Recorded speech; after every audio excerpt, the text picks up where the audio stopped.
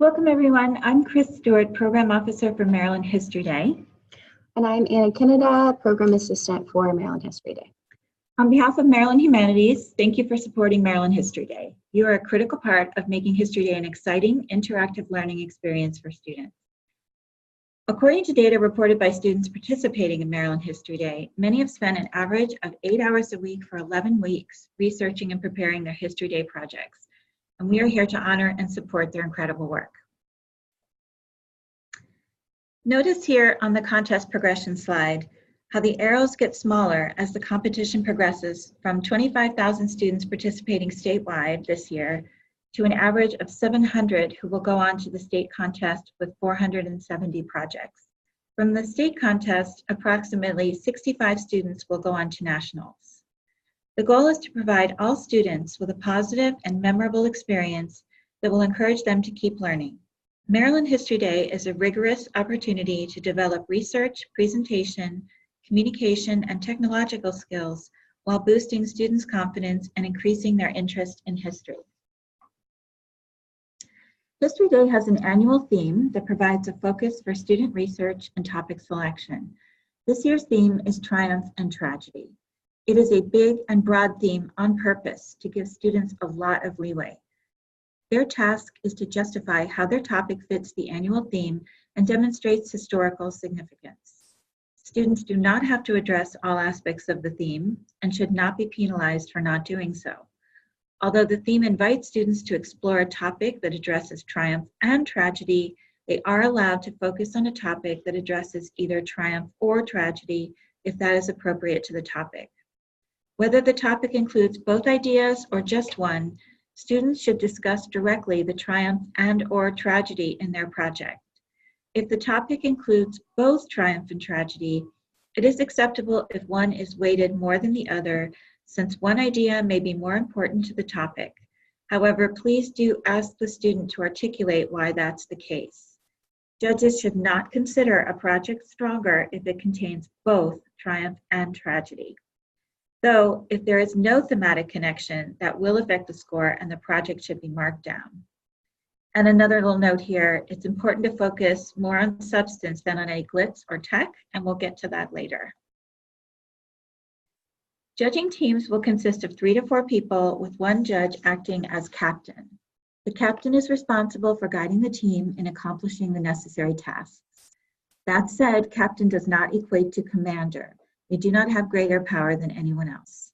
The captain guides, keeps things on time, tracks and turns in the paperwork, and manages the team discussion process to reach team consensus. The captain makes sure that all judges participate. For example, each one asking a question in the interview portion, though it's best if there is more of a conversation than just one judge asking a question and calling it a day. More about interviews later. On the day of the state contest, you will receive a handout that lays out the steps of the judging process, tips, and interview questions. Students follow rules in the National History Day rulebook, and we ask that you carefully review them and the procedures for the category you are judging. The rulebook is on our website. If you need that or more information about judging, you can find it via marylandhistoryday.org and then click on For Judges in the left-hand sidebar. Scroll down and you'll find several sections to expand that give you all the details you need. We'll show you in a moment how to locate that information. There are 5 categories from which students can choose to create a project. Here are a few highlights for each category, but you should become familiar with additional details in the rulebook. Exhibits.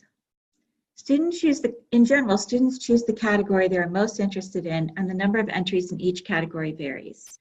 There are often a lot of exhibits and not a lot of performances. This year, for example, there are more documentaries. Regardless of form, student projects should have a clear thesis, evidence that proves the argument, and a conclusion. The specifics you see here won't be on the scoring sheet. You'll receive the rules for your category on the day, but again, please read the contest rulebook so you're prepared. Judging exhibits is closed to the public. Documentaries, performances, and websites are open to the public, but people should only be entering and exiting between presentations, and cell phones must be off, including for judges. A documentary should be something you might see on PBS or the History Channel. It should not simply be a performance on videotape. Students must operate all equipment. PowerPoint is fine, but the student must be able to turn it on and it must run on its own with recorded narration. The student does not narrate live. Performances must be grounded in historical context and original. Students can't use something that is already written. Performers should display stage presence, including clear and audible voices. Costumes should be appropriate for the topic and not confuse or overpower the performance. One judge on your team should be a timekeeper, and when timing a performance, please take into consideration nerves, forgotten lines, and audience applause or laughter. Research papers and websites are reviewed ahead of time due to the time it takes to evaluate them. The morning of the contest, all paper and website students will be interviewed. Judges can revise evaluation forms and rankings if they discover an important change during an interview, such as plagiarism or reusing an entry from a previous year. Let Maryland Humanities staff know immediately in headquarters.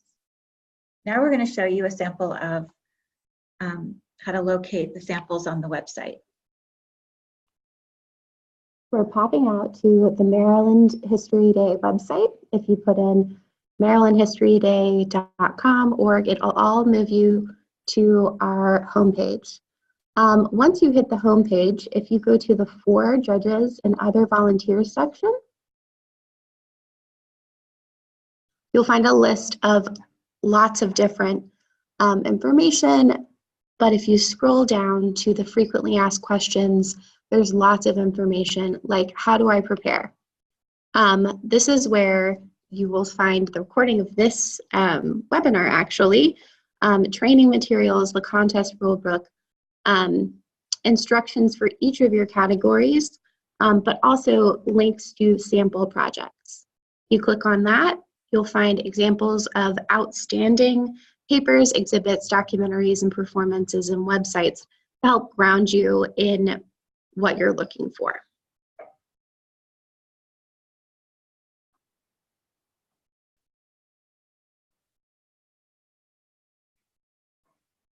Each student will provide you with a title page and a process paper. This must be turned in for performance, documentary, exhibit, and websites. This information is already in the paper category. The process paper explains how the students went about the research and creation of their entry and how the topic relates to their theme. The process paper should not be a research paper about the topic. Please read each process paper before viewing the entry. For websites, the process paper and bibliography should be integrated into the site itself. And as mentioned, paper judges will not see a process paper, and the annotated bibliography should be attached to the paper. Process papers include an annotated bibliography that have examples of primary and secondary sources and how each source was used in producing the project.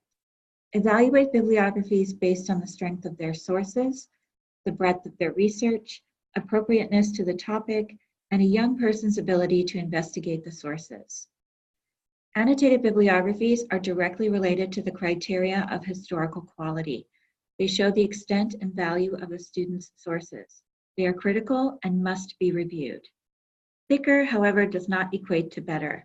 Quality matters more than quantity, but note that depending on the topic, source availability varies. This is the first time that many students have encountered the idea of an annotated bibliography and have created one. It's a learning experience for them. Please be mindful of this. If it's not perfectly MLA or Chicago style, it's an opportunity to help them learn rather than criticize. This is true for the entire process. Here are some examples of primary and secondary sources. If you're unsure why a student classified a particular source as primary or secondary, ask them. Students will provide you with copies of the title page and process paper again, and the bibliography, which you should collect and turn in with your forms by noon in headquarters on the day of the contest. Your evaluation should be based on the quality of the work, and most importantly, on the historical quality. Evaluation criteria include historical quality for 60%, clarity of presentation at 20%, and relation to theme at 20%. Regarding clarity of presentation, this is where you can factor in the bells and whistles like tech, etc., if you wish, but the historical quality of the information is the most important.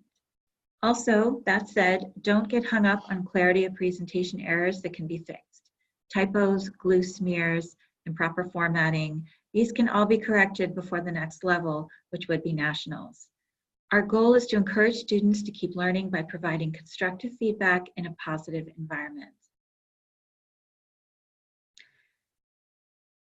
So, interviews. Note that if a student isn't on time for these, move on. If a no-show, then write no-show on the evaluation form.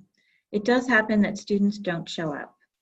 It's very important to be careful before discussing entries among yourselves in the judging room. Everyone will be listening and evaluating your body language unless you have complete privacy and the time. Make notes and hold discussion for when you return to the judging headquarters. Spend an equal amount of time for each interview and direct questions to all members of group projects. Students should be excited to talk about their projects. This is their moment to shine. Ask questions of substance. Remember, you will be evaluating the work of young students, so do not hold them to the same kind of standards to which you might hold graduate students or your colleagues. You can ask questions like, why did you choose this topic? How did you begin the research process? What was your most important source and why? Although projects should stand on their own, the interview is to clarify any issues or to have students to expand on certain aspects of their projects. Don't spend time in the interview telling the students how they can improve. Save that for your written comments on the evaluation sheets. What you could do is ask the students how they could improve their projects, which allows them the time for critical thinking about their own work. Do not tell the students what their evaluations are or who the winners are. Those announcements are made at the award ceremony. Avoid bias by not asking students what school they attend or in what county they live. If you have a conflict of interest, for example, you know the student or family or teach in the student school, excuse yourself from the interview and from discussing the project with your team. Refrain from looking at your cell phone, even if for information about the topic.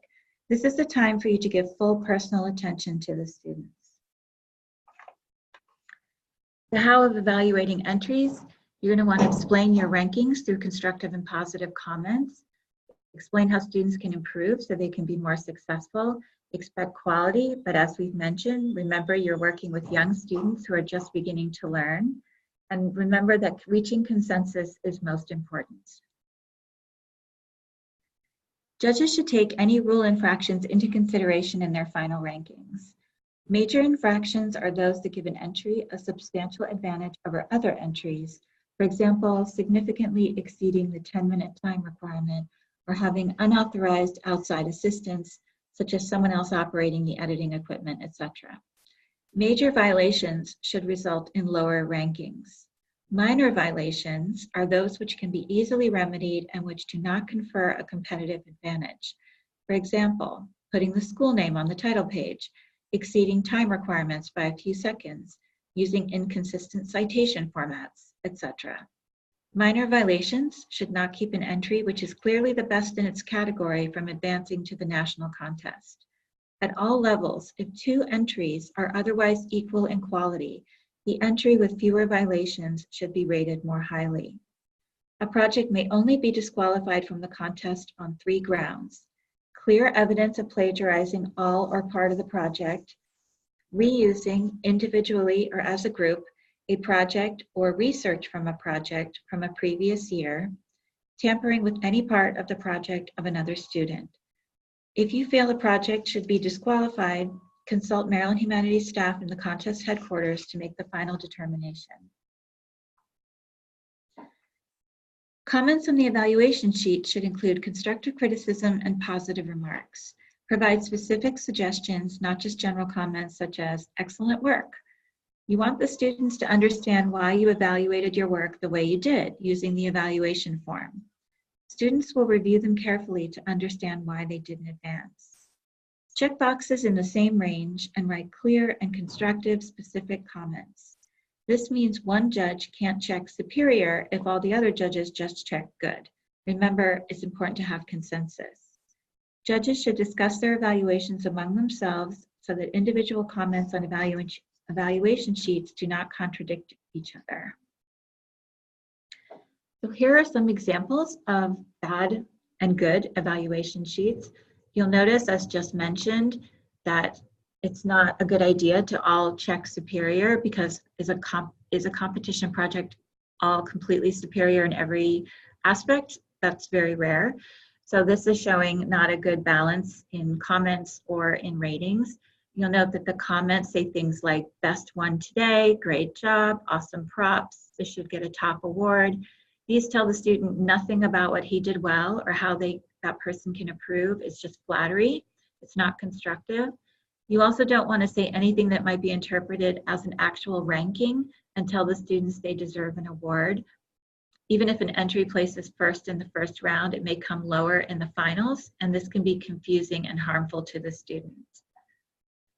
And again, here in bullet 3, the judge clearly thinks the entry is superior, but why? And is it really flawless? There's very little comments to go on to explain what the student did well if it really is flawless, which is rare. Next one. Here's another one, a little bit more balanced in the check marks. But note that each of these comments is negative and could have been rephrased in the positive. So for example, this has to be more than 500 words and it looks too big as well.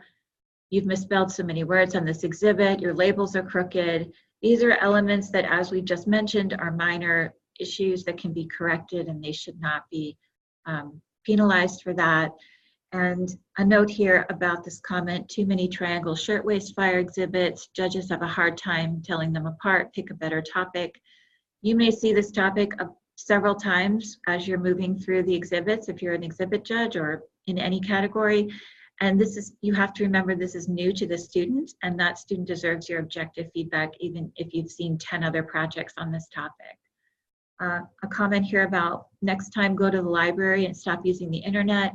Some students live far from a library, and many quality websites contain reliable material, but also we should note here that some students don't have access to the internet as well, and making judgments about students' ability to access resources is not something we would like anyone to do.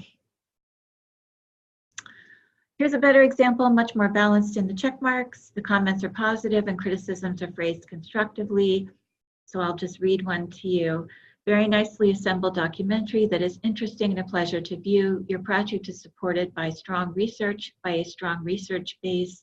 Especially impressive are your interviews and primary sources. So these comments support the check marks. That said, more could have been said about why the interviews and sources were so impressive. These comments are quite short. The judge could have written more, particularly about the topic's relation to the theme. And there is another section for comments that's completely empty, and that could have also benefited the student. This is the best example. You'll note how many comments are here. The form is completely filled out. The check marks are even more balanced. The comments are positive and the criticisms are phrased constructively. Let me read one to you. Adding some information about what events preceded your topic and how your topic influenced events afterward would have strengthened your exhibit. You've included so much important information, but it is unclear how these events came to be or of their impact in history. So these comments support the check marks, and they end on a positive note, thanking the student for participating, which is a nice thing to do. This is just a visual of how to phrase your comments, the comment sandwich. You say something positive, you throw in some constructive comments, and then you close with something positive as well, which is much more palatable and easier for the student to assimilate. Right now, I'm going to go through just a couple of the examples of the documents that you'll receive on the day of. So this is the sheet that you'll get helping you better understand the judging process, reading, viewing, interviewing, ranking, and then writing out your comments. Another set of do's and don'ts for judges and a few sample questions if you get stuck. This is an example of one of the evaluation forms that you'll receive. So you'll have your category, the time that the student is scheduled, their ID number, and their title. You'll get one for each judge. This will be in the captain's sheet. So this is one of the most important forms for us. It's the ranking sheet. We ask that you rank all student projects. That way we have a list in case our advancers first or second, someone is unable to go. We know who number 3 is and can offer them that spot. We ask all of the judges to sign that as well. Another form that you'll receive that's not on this document is the advancer form. This is the most important form, and it's in the captain's packet along with labels. So you'll find the label that corresponds to your number 1 ranked and number 2 ranked projects, put it on those, and bring that as soon as you possibly can to the headquarters. You'll also receive a packet of special prize nominations. Students and teachers will have been able to provide their nominations ahead of time, but if you find a project that is really suited, maybe not your advancer, but really suited for women's history, include their entry number, their project title, how you ranked it in your group, and then why it's deserving. These are incredibly helpful for our special prize committee, who put together projects for each of the special prizes. Those are some of the examples of the documents that you'll receive. We have just a few more slides to go through. So the next is website and paper online judging. So this year we're piloting online judging. You should have received, if you're a website or a paper judge, instructions on how to do this, but I just want to give us one more go look through the different sites. So if you go to www.md.nhd.org for any judge, and you log in, you'll see judging at the top where it's circled in red. If you drop down, you'll see the judging portal. This is accessible for all judges, not just website and paper judges. You'll see the second screenshot once you click onto that. So you'll have a contact information for your fellow judges, and then you'll see all of your judging assignments.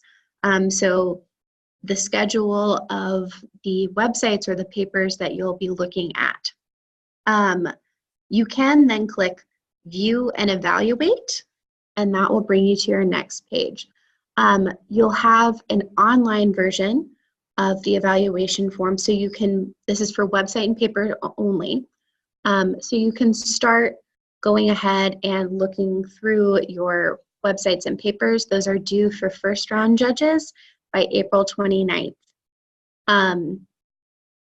You look at the very top, so there is the title of the project, the category, and below it says website, and it gives you the link to the website. All of your evaluation forms will link directly to the website that you will be judging with that. The same thing happens for paper, but instead of website, it says paper, and it gives you a direct link to a PDF copy of their paper. You can go through and submit your evaluations in the same way that Chris just went through. If you look to the second screenshot, there's areas for improvement and personal notes. You can write in your comments, areas strengths, areas for improvement. The personal notes section is just that. These are notes for your own volition. If you have questions that you'd like to remember to ask them during the interview, you can type it in there. The student will not see that section. If you start writing out a comment sheet and didn't have time to finish, just click Save. But once you have completed your evaluation forms, click Save and Submit. That will go directly to us. For captains, this bottom screenshot is what you'll see. So if you notice on the right-hand side, there's the not started, in progress. This is how you can see where your fellow judges are in the process.